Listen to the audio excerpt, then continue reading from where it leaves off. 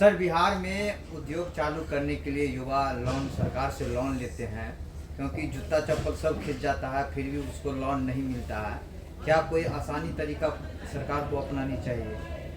बिहार में बेरोजगारी खत्म करने का, पलायन रोकने का सबसे बड़ा जो तरीका है वो है शिक्षा और पूंजी की उपलब्धता।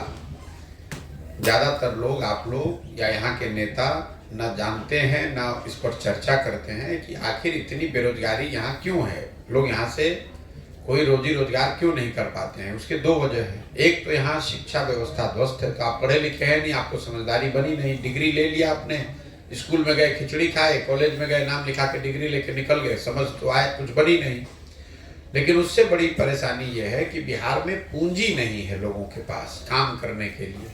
मान लीजिए कि आपको बाल काटने आता है, अगर आपके पास 1 लाख रुपया हो तो आप एक सैलून लगा लेंगे, उसमें 2-4 लोगों को रोजगार देंगे और खुद भी अपने परिवार का भरण पोषण करेंगे। लेकिन अगर 1 लाख रुपया आपके पास न हो, सैलून लगाने का पैसा न हो, तो आप किसी सैलून में जाकर मजदूरी कीजिएगा। अब वो 1 लाख रुपया सामान्यतः लोगों के पास आता कहाँ से? उसके आने के 2 तरीके हैं। या तो आपके कमाया हुआ पैसा हो, बचत का पैसा हो, उससे आपकी पूंजी बनती है। या दूसरा तरीका है जो आप कह रहे हैं, जो बैंक वाले आपको ऋण देते हैं, लोन देते हैं। पूंजी के समाज में 2 ही तरीके हैं, आपकी अपनी बचत और बैंकों से मिलने वाला लोन।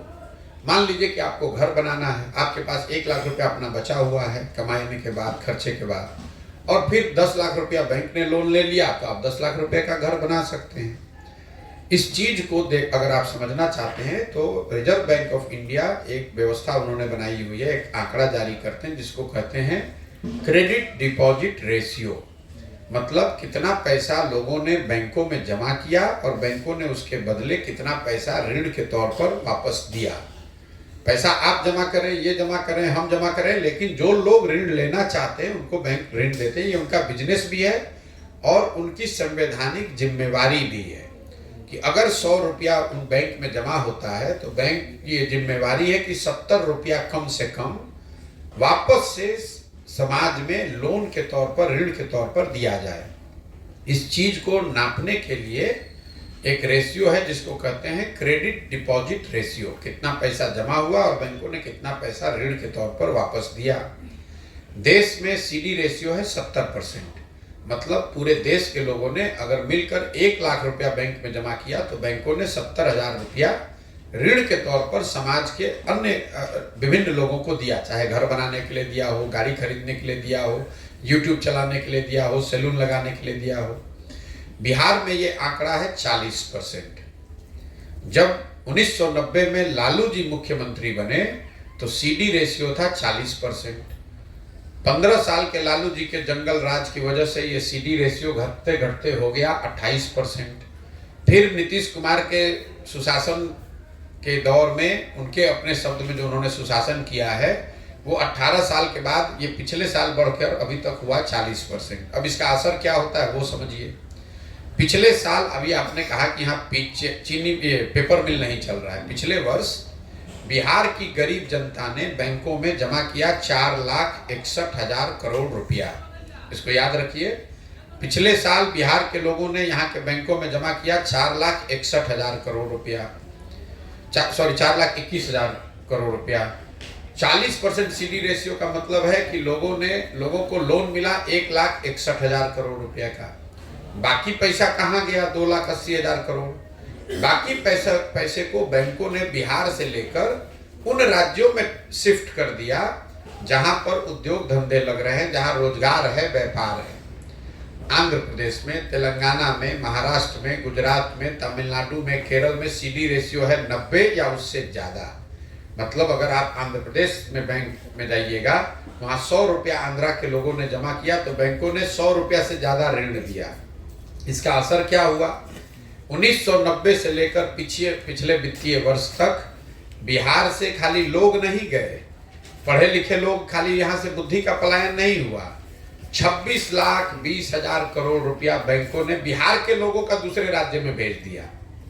न बिहार में किसी को इसकी समझ है, न इसकी कोई चर्चा करता है, न उसको जानकारी। जरा आप अंदाजा लगाइए कि 26 लाख करोड़ रुपया अगर बिहार के लोगों को स्वरोजगार के लिए, बिजनेस व्यापार के लिए, घर बनाने के लिए, गाड़ी खरीदने के लिए, यूट्यूब चैनल चलाने के लिए मिला होता तो कितने ज़्यादा लोगों को यहाँ रोजगार मिलता, कितनी ज़्यादा यहाँ रोजगार की संभावना पैदा होती।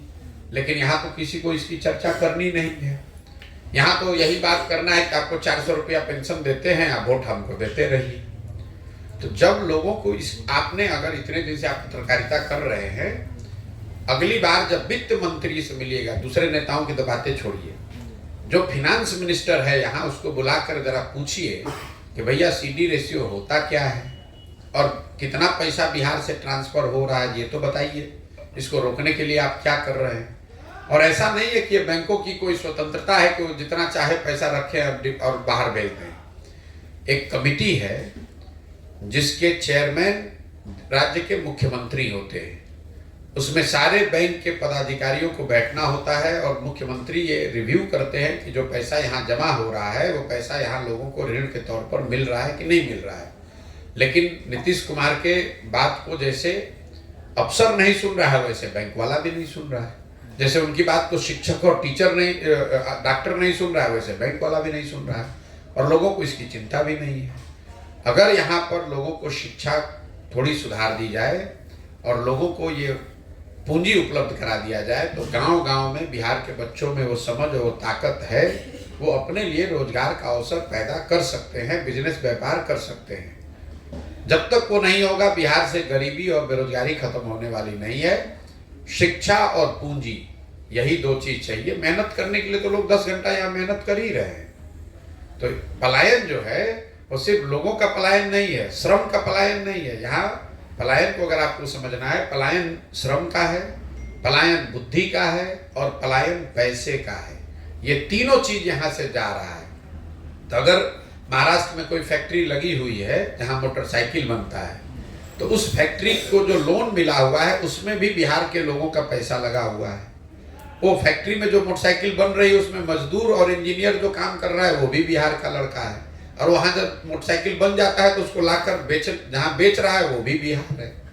तो आज़ादी से पहले क्या होता था, आप यहाँ कपास का खेती करते थे, अंग्रेज यहाँ से कपास उठाकर ले जाता था इंग्लैंड में, वहाँ उसको कपड़ा बनाता था, लाकर फिर आप ही को बेचता था। वही हाल बिहार का है। हम लोग का पैसा भी जा रहा है, लोग भी जा रहे हैं, पढ़े लिखे लोग भी जा रहे हैं, और वहाँ जब सामान बन गया, सीमेंट बन गया, खाद बन गया, मोटरसाइकिल बन गया, तो लाकर बिहार में बेचा भी जा रहा है। तो उससे आपको लाभ तो होगा नहीं। ठीक है भैया, बहुत बहुत धन्यवाद। एक मिनट सर, एक मिनट।